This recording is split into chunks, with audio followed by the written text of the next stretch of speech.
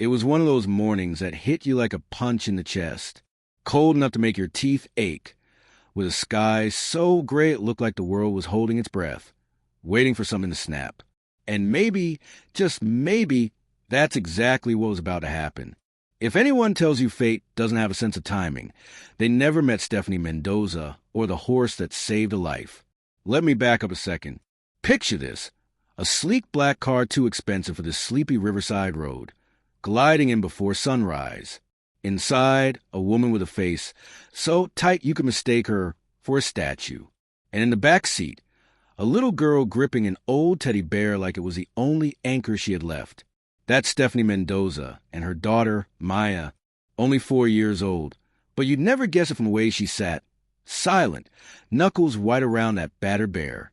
They pull up next to the water, where trees stand tall and quiet like witnesses to something they'd rather not see. Stephanie gets out, pops the trunk, and yanks out Maya's wheelchair, her hands shaking, not from the cold, but from something deeper, something darker. Maya, quiet as a ghost, finally whispers, "Mama, why are we here so early?" Her voice barely cuts through the fog. Stephanie snaps back, quieter than she meant, sharper than she wanted. But in her eyes, she wasn't really there. Not that morning.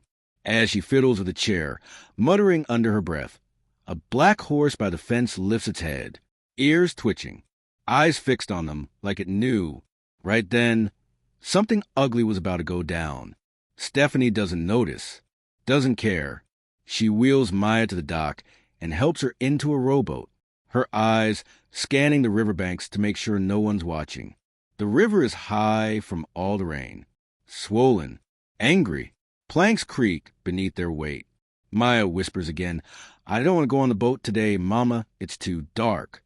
But Stephanie's already pushing off, oars slicing through the cold water, jaw clenched so tight it looks like she's chewing glass.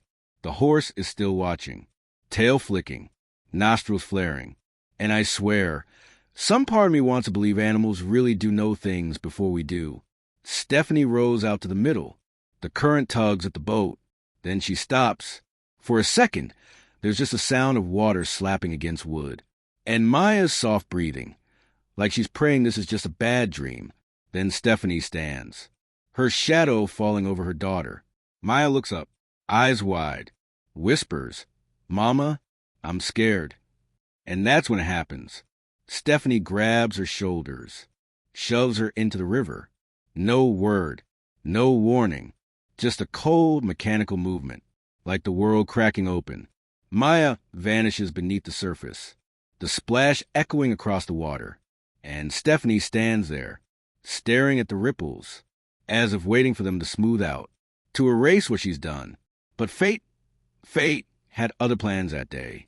The black horse, who'd been watching the whole thing, lets out a wild, desperate neigh, then charges into the river, muscles bunching, hooves pounding water, the kind of sight you don't forget, even if you try. Underwater, Maya sinks, lungs burning, skin freezing. Something brushes against her hand. She grabs, thinking maybe it's a branch, or a rope, but it's warm, alive, the horse's mane. Somehow, she holds on, and Thunder, that's what she'll call him, hauls her through the current, head high, eyes blazing with something close to fury. Back on shore, Stephanie's panicking now, rowing like a madwoman, realizing the plan's gone to hell.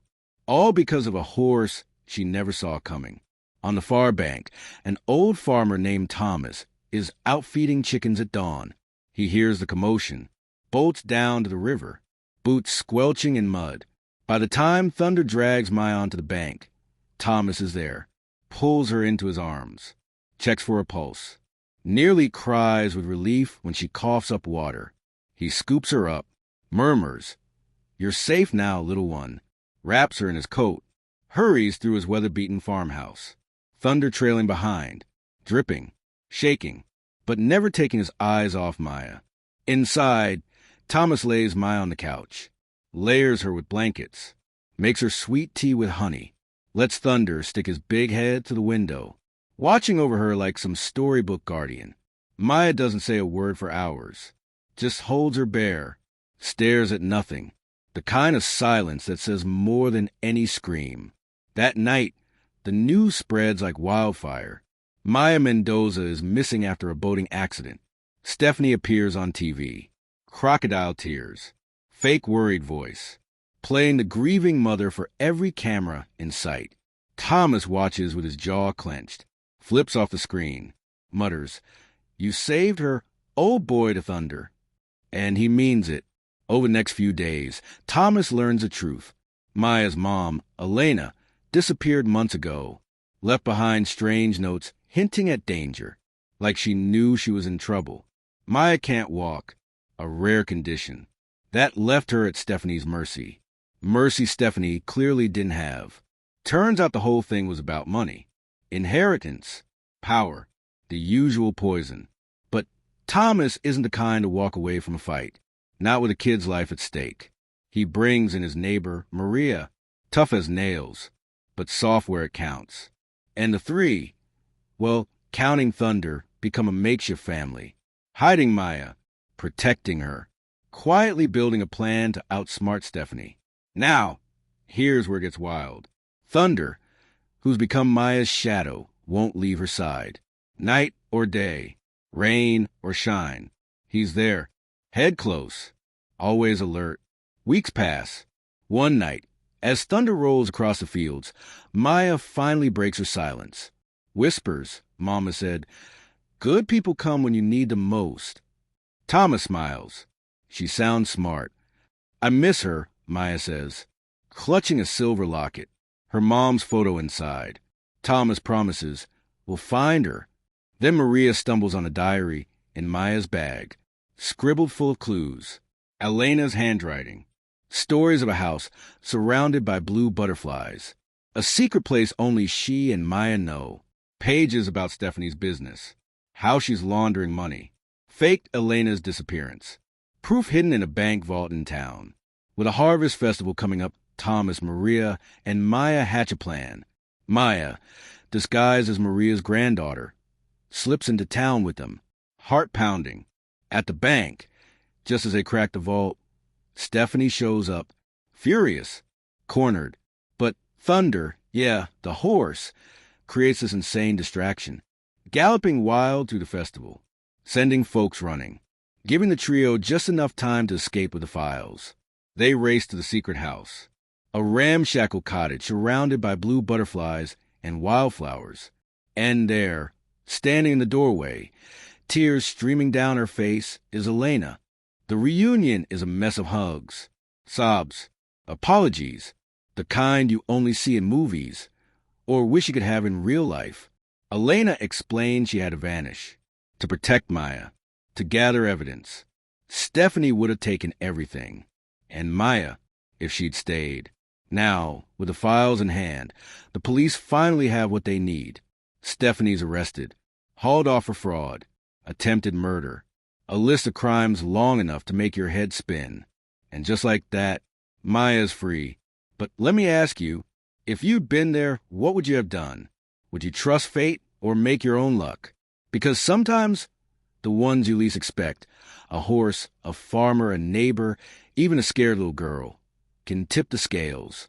So, if this story grabbed you, if you believe in hope, in wild chances, in unexpected heroes, hit that subscribe button. Drop a comment. Tell us what part hit you the hardest. Or share your own story. Let's talk about justice, about family, about the kind of world we want to build. Now, Maya, Elena, Thomas, Maria, and Thunder live in that cottage. The one with the blue butterflies. The place is loud with laughter. Smells like fresh bread and apple pie. The kind of spot where scars start to heal. Maya's getting stronger, riding Thunder in the fields. Not as a passenger, but as a partner, the way she always dreamed. Elena starts a foundation for families in crisis, paying forward the kindness that save her own. Thomas and Maria settle in, become the grandparents Maya never had. And Thunder? He's still there, the quiet hero, always watching, always ready. If there's a moral here, maybe it's this. Even on the coldest, darkest mornings, there's hope out there. Sometimes it comes on four hooves. Sometimes it comes from a neighbor next door. And sometimes it comes from a little girl who refuses to give up. Did the story move you? Hit that subscribe button. Speech Balloon, leave a comment below. Tell us what moment made you feel something. Or share a story of someone unexpected who helped you when you needed it most. Let's keep telling stories worth remembering. Let's keep believing in good. Let's keep fighting for justice. Together,